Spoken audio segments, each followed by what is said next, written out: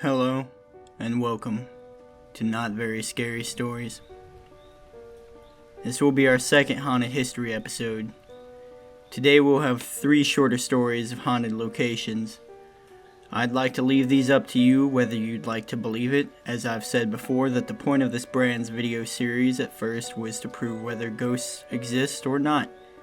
I still stand behind the sentiment that these could all be fake or real. You can decide for yourself.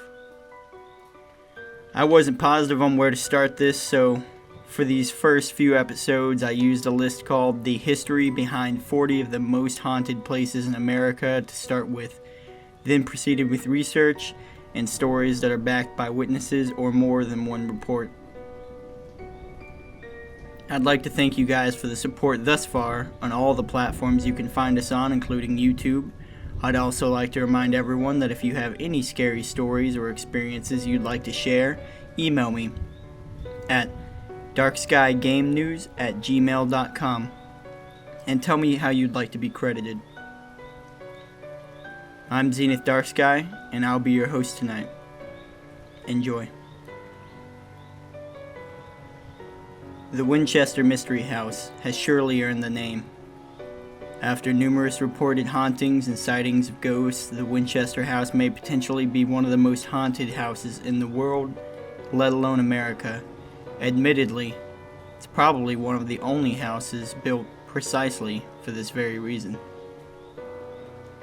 Sarah Winchester, wife of the one and only William Wirt Winchester, the treasurer of the Winchester Repeating Arms Company, commissioned the building of her mysterious house after her husband died of tuberculosis and her infant daughter died shortly after.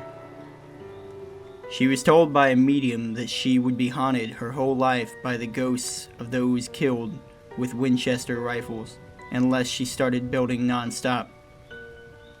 Now, whether it was a prank or the truth, that's exactly what she started to do. In 1884, she purchased an unfinished farmhouse in the Santa Clara Valley and began building the mansion. Carpenters were hired and worked on the house day and night until it became a 7-story mansion. She didn't use an architect, and she added on to the building recklessly. So the home contains numerous oddities such as doors and stairs that go nowhere, windows overlooking other rooms, and stairs with odd risers. Many accounts attribute these oddities to her belief in ghosts, and some account some of the paranormal events to the creepy build of the house. I won't go into much more detail in the actual history of the building because there are so many sources that go into extreme detail on these things. We're going to focus on the haunted history, so let's start with some of the actual and terrifying stories. Like, a number of employees and a few visitors claim to have crossed paths with Clyde, a mustached man sometimes seen pushing a wheelbarrow in the basement or trying to repair the fireplace in the ballroom. Usually, encounters with Clyde all start with visitors reporting an actor that is repairing things around the grounds with white overalls and a mustache. Usually, the immediate response from the staff is that they don't have any staff member that meets that description. Nowadays, they'll probably just tell you, "Oh, that's just Clyde. He's not a staff member. He's a ghost." Some employees who worked at the mansion are said to have stayed on after their deaths. There are footsteps heard shuffling to and from Mrs. Winchester's room. Her workers, perhaps? Perhaps a laborer is what a present-day worker encountered in the Hall of Fires, so named for its many fireplaces. Prior to the mansion opening for tours one day, the worker was on a ladder. He felt a tap on his shoulder, turned, and no one was there. The worker refocused his attention on his task. That's when he felt what seemed like a hand pressing against his back. He was still the only one in the room, but not for long. The worker got out of there fast, leaving the otherworldly laborer alone to handle the job. The 1906 earthquake that destroyed San Francisco also caused serious damage to the house. Sarah was actually trapped in a room until her workers were able to set her free. Shaken by her experience, Mrs. Winchester had the room sealed. It stayed that way until 2016, when the room was opened and added to tours, one of which a guide gathered visitors in the room to explain the history and point out the objects found inside more than 100 years after being sealed. The guide heard a loud sigh in the hallway and went outside to bring in the straggler. There was no one, except for what looked like a ghostly form gliding around the corner.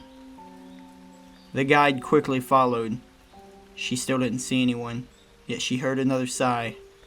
Perhaps Sarah used the sealed room as a refuge from all the tourists. Ever since Houdini came to the house in 1924 during his nationwide tour to debunk spiritualism, other experts have followed. Winchester Mystery House has thrown out the welcome mat for paranormal investigator Zach Baggins, noted psychic Sylvia Brown, TK, and famed medium James Van Praagh, who channeled Sarah at a seance dinner. He claimed that she expressed happiness that the house had so many visitors, but was it actually Sarah, or was it someone or something else? The Lizzie Borden house was the scene of the murders of Andrew and Abby Borden, who were found in 1892 covered in blood and beaten to death with an axe. Lizzie, the Borden's daughter, was the prime suspect in the case. The charges against Lizzie were later dropped due to lack of physical evidence, and no one else was ever charged with the murders. The case remains unsolved.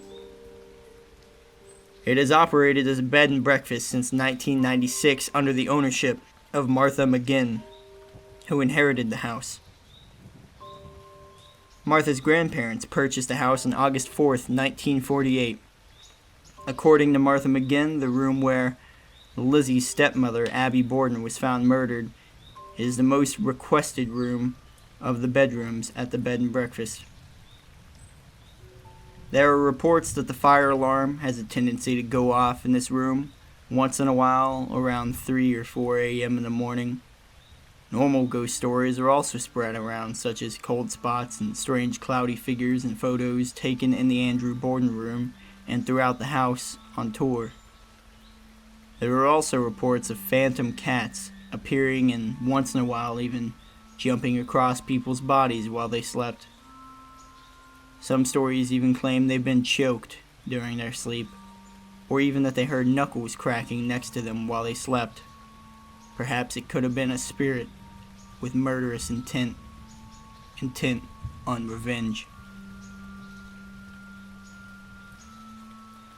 Now home to the Utah State Historical Society, the Denver and Rio Grande Railroad Depot was built by George Gould for the Rio Grande Western Railroad and was a travel hub in the early 1900s. It's also said to be home to various spirits, hauntings, and paranormal phenomenon. Details vary depending on who you talk to, but it's agreed that a woman wearing an early 1900s dress is often seen in the women's restroom of the depot. She's wearing a large hat and long dress, both in dark purple. The woman is quite beautiful, but appears terribly sad. It is now said that her spirit haunts the depot, filled with jealousy and rage to antagonize and frighten patrons. It's also said that the woman and her fiancé were at the train depot and got into an argument. In the heat of the fight, either the purple lady or her fiancé threw her engagement ring onto the tracks. Sobbing and distraught, the woman went down onto the tracks to find the ring and was hit by an oncoming train. She died instantly. Now, she's seen in the restroom as well as many other locations in the train depot. The first known sighting was back in 1947 when a female train passenger stopped to use the restroom. She claimed to have seen a woman wearing a purple dress and a large purple hat in the style of the early 1900s. Also, employees report hearing singing and footsteps at night after the restaurant is closed. A security guard also reported hearing footsteps on the mezzanine at around the same time every night. Each time, he would race up to the stairs to face the perpetrator, only to find that no one was there. One night, he decided to hide on the mezzanine and wait to see who was playing pranks on him. He heard the footsteps approach him, but didn't see anyone. Then he felt someone brush up against him, and the footsteps faded away as if the person had walked away. There's also supposedly a spirit of a man who once worked on the station. One story says that he was killed in a terrible accident when he was working on a tunnel between the station and the nearby power plant. This ghost has been known to move things around and play pranks on employees and patrons. One security guard stated that when he went down to check the cellar one night, the lights were flickering on and off by themselves. He then felt the presence of an unknown entity, and suddenly the lights stopped, and the feeling was gone.